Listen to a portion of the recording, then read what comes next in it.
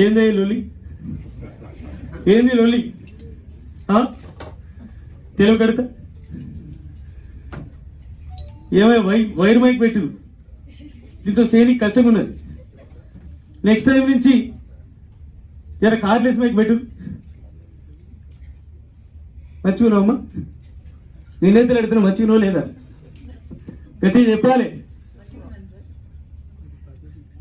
మీరు మంచిగున్నారమ్మా? సినిమాలో మంచిగా చేసి చూసి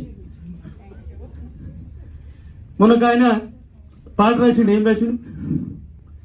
ఏ వచ్చి బి పై వాలి, బి వచ్చి సి పై వాలి, సి వచ్చి డి పై వాలి, మేము ఎవరిపై వాళ్ళని?